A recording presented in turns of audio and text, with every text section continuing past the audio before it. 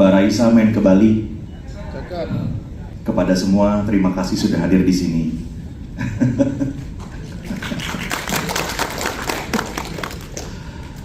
Hari ini pun Bapak Ibu sekalian, sebetulnya untuk mengawali diskusi kita, kami ingin mengetuk ya, hati Bapak Ibu sekalian dari Dinas Kominfo di Provinsi Kabupaten Kota se-Indonesia mengenai pembangunan dan juga legacy ya, yang sudah dilakukan oleh Presiden Joko Widodo ya, selama 10 tahun ini. Jadi transformasi digital sebagai contoh, 2014 kita ingat kecepatan internet itu masih 2,5 Mbps. Sekarang sudah 25 Mbps, sudah 10 kali lipat. Kita bisa nonton YouTube, nah, ada teman YouTube di sini kan. Kita bisa nonton streaming, ya, acara seperti ini bisa langsung ya, ditayangkan secara live. Rapat-rapat juga tanpa kita sadari sudah bisa kita lakukan dengan Zoom ya, secara online. Kurang lebih itu bisa terjadi karena infrastruktur digital ya, yang dibangun dengan sangat cepat dan sangat transformatif ya, 10 kali lipat capacity-nya sampai 25 Mbps. Sekarang bahkan sedang didorong menuju ke 100 Mbps.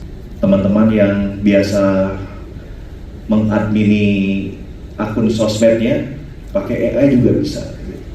Nah, ini butuh kapasitas data yang juga meningkat.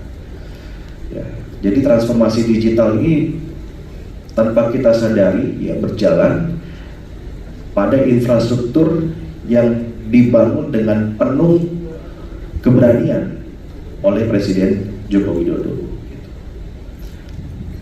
Nah, kita ingin mengingatkan kembali ya, masyarakat. Karena beberapa hari lagi beliau sudah akan purna tugas.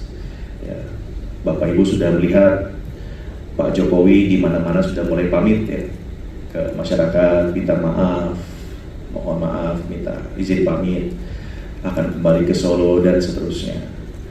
Saya melihat video itu ya terharu ya Pak ya, mengingat apa yang sudah beliau lakukan, tentunya bersama pemerintahan pusat dan juga berkolaborasi dengan daerah begitu. Namun kalau diingat-ingat apa saja yang sudah dipush ya untuk terjadi di Indonesia saat ini, rasanya sangat luar biasa gitu. Dan masyarakat ya, perlu kembali diingatkan ya tentang pembangunan yang sudah dilakukan juga sebagian besar oleh tangan-tangan dari pemerintahan daerah ya. Nah, dalam beberapa hari terakhir ini Bapak Ibu sekalian ya, kami ingin mengorkestrasi begitu sebuah komunikasi publik antara pusat dan daerah agar di daerah dengan pendekatan masing-masing, dengan bahasa masing-masing ya, bisa mengangkat lagi mengenai transformasi besar yang sudah terjadi selama 10 tahun terakhir. Ada infrastruktur, pasti ya, jalan tol di mana-mana, bendungan, belum lagi infrastruktur digital, satria ring, fiber optik, dan macam-macam.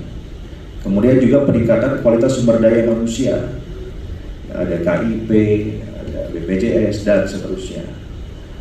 Hilirisasi ya, yang terjadi sekarang ya. Hilirisasi ini Bapak Ibu perlu ketahui, ini perjuangannya luar biasa ya, karena mendapatkan tantangan yang sangat hebat dari dunia ya.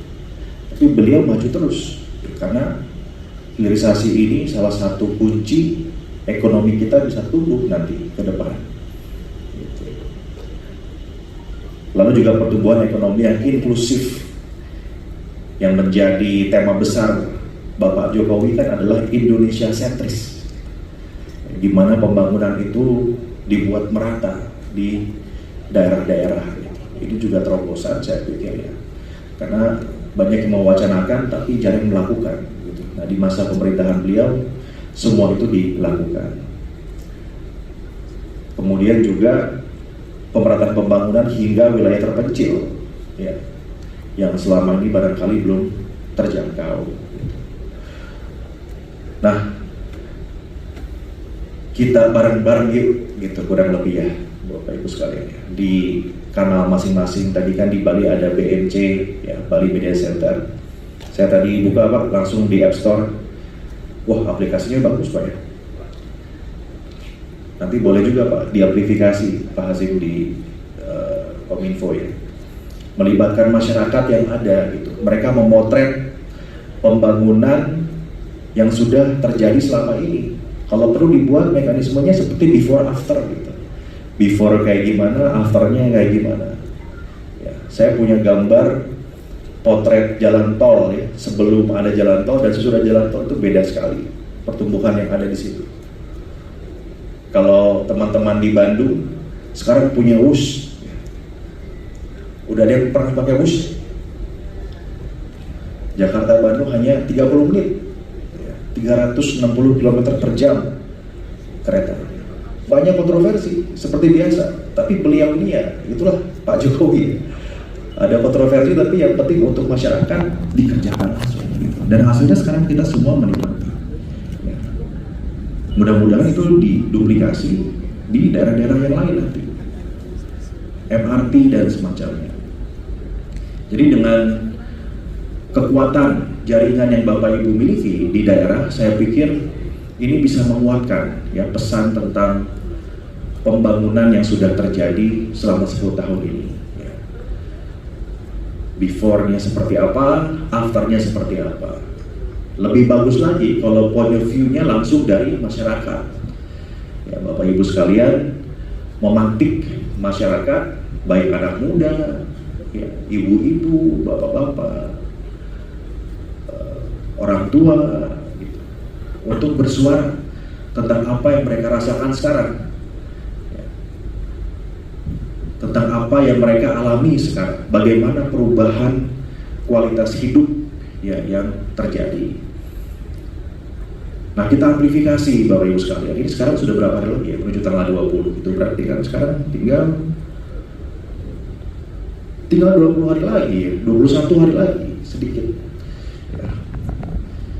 Saya merasa terenyuh begitu. 21 hari lagi ya Presiden Joko Widodo akan purna tugas. Jadi beliau ini selama tugas selama 10 tahun, mungkin Bapak Ibu juga pernah dengar, belum pernah izin sakit sekalipun, sehari pun. Sehari pun belum pernah izin sakit, belum pernah cuti. Ya, memang hari-harinya dipenuhi dengan bagaimana menyelesaikan masalah ini dan itu. Gitu ya. Nah, saatnya kita barangkali berterima kasih ya, kepada beliau atas dedikasi yang sudah dilakukan ya, selama 10 tahun ini sehingga ya, kita semua bisa mendapatkan kehidupan yang lebih baik. Ya. Tadi saya baru cerita tentang masyarakat di Bali. Saya datang dari media, Bapak Ibu ya. Media arus utama ini kan sedang kondisinya tidak baik-baik juga, gitu. Ya, sedang suffer juga, ya, sedang mengalami kesulitan. Tapi beliau juga memikirkan bagaimana agar media seperti kami saat itu ya, bisa tetap hidup lewat ada yang namanya Perpres Public Rights. Jadi dipikirin supaya memang ekonominya bisa tetap berjalan.